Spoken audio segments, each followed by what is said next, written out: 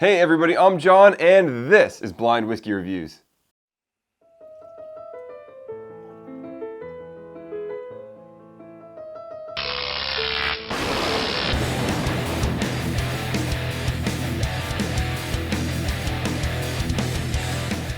Hey everybody, and thank you so much for joining me today here on Blind Whiskey Reviews, the most honest reviews on YouTube. Today I'm very excited to bring you a review of the kind of controversial release of the Heaven Hill Bottled in Bond. Now, most of you know this whiskey was released in Kentucky years ago as a 6-year-old age-stated bottled in bond whiskey at around the price of somewhere between $12 and $15. They then discontinued that release probably about a year ago and have now re-released the whiskey as a 7-year bottled in bond, rebranded, repackaged, and it really does look quite nice, but at a $40 price point. Now, that's nearly triple what the price of the whiskey used to be. And does a 1-year difference in age enough to justify that? I think we all know the answer to that is probably no. But I'm really excited to get into this one and see if it is a really good, high-quality whiskey, because the other one was obviously undervalued at that price. Is this one going to live up to the $40 price point? Let's find out here in this review. So, we've got a neck tag, which I'm not a huge fan of. This neck tag, we just did a review of the Four Roses Small Batch Select, and it was just a 2-page neck tag, which I can deal with a little bit of information about the whiskey, and not bad. This one is like 7, 8 pages. It's a lot of pages. So, and they're in here talking about bottled in bond and things like that, which is cool, but for the most of us that know about that kind of stuff, not really interested to read that. There's one page in here, though. Obviously, they're giving us the mash bill in here. So the mash bill of this whiskey is 78% corn, 10% rye, 12% malted barley. So a relatively low rye mash bill, and a little bit higher on the barley, which that's hopefully will give us a little bit of nice complexity, some floral characters. So let's get into this guy.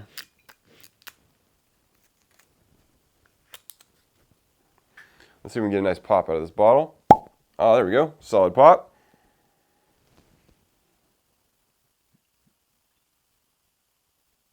Some whiskey in the glass. Little stubby cork.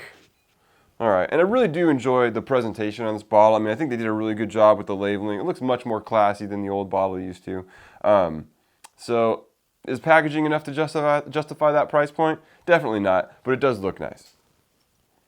And we do buy with our eyes, right? So doing a rebranding and a repackaging is probably helpful for them, especially when they're asking for the price that they're asking for on this. So right off the top, some nice light fruit notes here.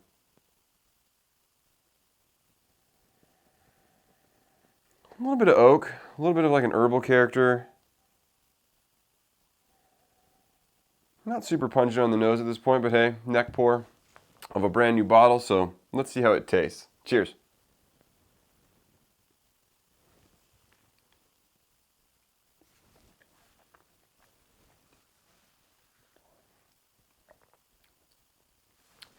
Now some of that more on the palate here. We got a little bit of light fruit up front. Mid palate, definitely getting a little bit of that oak character, some vanilla, some of that kind of like classic Heaven Hill nutty character. Finish is, let's get another taste before we go to the finish.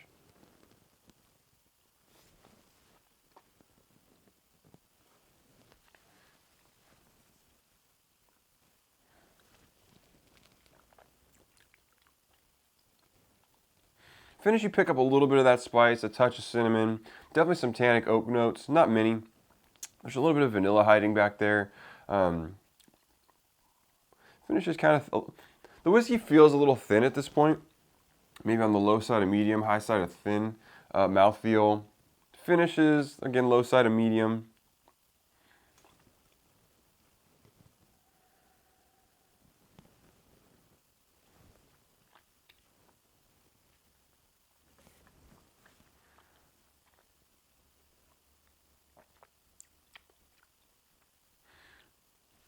I feel like at this point, and again, first pour, neck pour, barely had time to breathe in the glass, but I feel at this point, I'm looking for a little bit more flavor. It's not incredibly robust at this point. The proof point feels right. I mean, it does feel about 100 proof. You're not getting a lot of burn from it. You're getting a decent amount of flavor, but I wish it would punch up just a little bit more. Come forward with a few notes that were really more stand out in this whiskey. Right now, it's a pretty run-of-the-mill bourbon character. Nothing too crazy. So, I mean, we definitely want to give it the opportunity to open up a little bit and see how it's doing. Let's get one more taste before we let that happen.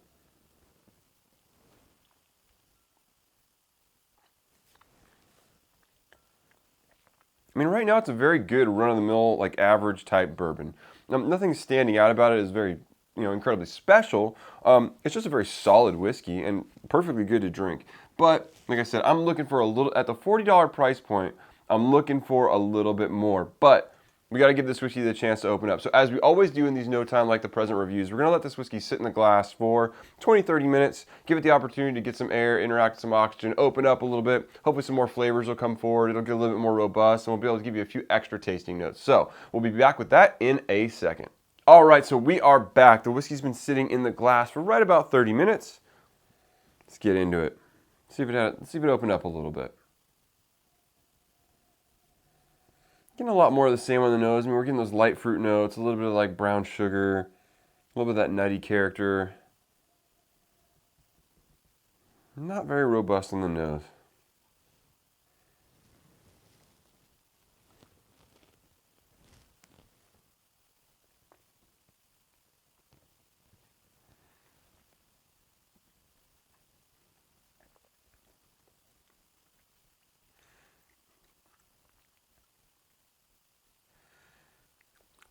Yeah, I mean, not much different on the palate at this point. We're getting those just very standard bourbon notes. And to be honest, it feels kind of mild. Just a little bit light on flavor. A little bit light on mouthfeel. I mean, not much different than I would expect from a 7-year-old whiskey. That's what it feels like. It feels like a very middle of the road, nice, perfectly drinkable 7-year-old whiskey at 100 proof. I mean, there's nothing wrong with it. It's just at this point, it's not delivering for me at the price point that it's packing right now.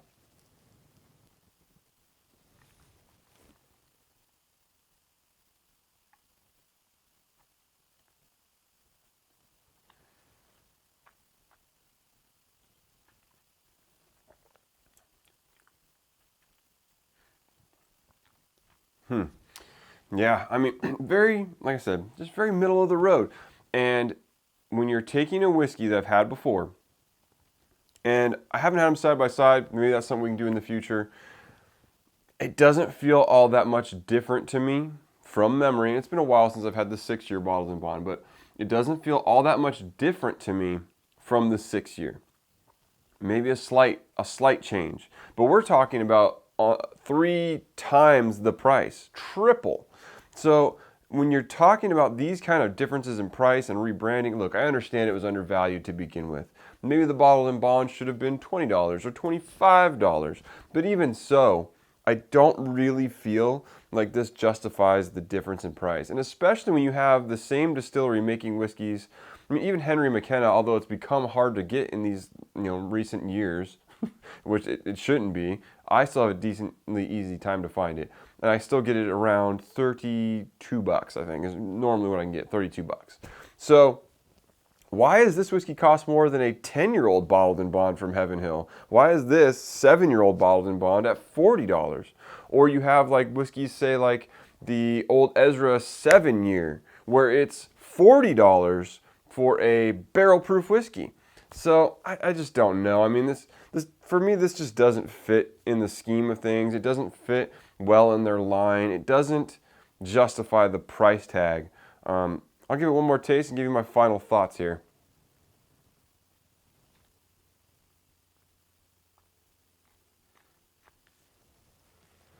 Yeah, so you guys want scores? I'll give you a score. For me, this is just low 80s. Don't get me wrong. It's perfectly good drinkable whiskey. It's in that like 80, 82 range. So let's pop it right down the middle at 81. Right now for me, this is an 81. It's fine. It's good. It's just not, for me, $40 good. I just can't tell you that it's worth that kind of money. It just isn't. What are you going to do? let's hope that it opens up. Let's hope that it turns into something a little bit better after it's had some time to breathe a little bit. And we'll, like I said, as we always do with these, in a few weeks, I will pour a sample of this, which I'll put in the pile for the blind review. And we'll do the blind review down the line and see how it does. Blind reviews tell all. So that will be coming to you in the near future. But for me right now, it's not worth the money. $40 is too much for a 100 proof 7-year-old whiskey that tastes like this.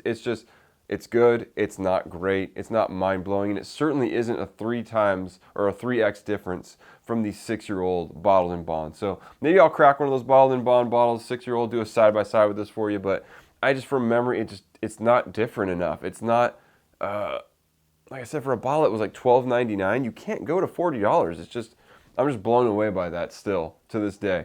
And so, like I said, let me know what you think in the comments down below. I'm super disappointed in this whiskey at this point, so this will definitely be making my disappointments of the year probably. But definitely disappointing that this whiskey just doesn't live up to the price tag they put out for it and the hype they've built behind it. So sorry to tell you, at this point I can't tell you to waste your money on it. I don't think you're going to be super upset. Like I said, $40 isn't necessarily the end of the world, but it's just, there's so much better whiskey at that price. For me, I mean, you can get Elijah Craig for $20 more, so why are you going to buy this, you know? So anyways, let me know what you think of this whiskey in the comments down below if you've had the opportunity to try it. I want to know what you guys think. As always, you can find me on Instagram and Twitter at blind_reviews. You can also catch me on Instagram at Mission Bottle Kill, where I'm posting pictures of people killing all kinds of great bottles of whiskey. So if you want me to repost your pic, just tag at Mission Bottle Kill in the post. And as always, you can send me an email at blindwhiskeyreviews, that's whiskey with an E, @gmail.com. And until next time, cheers.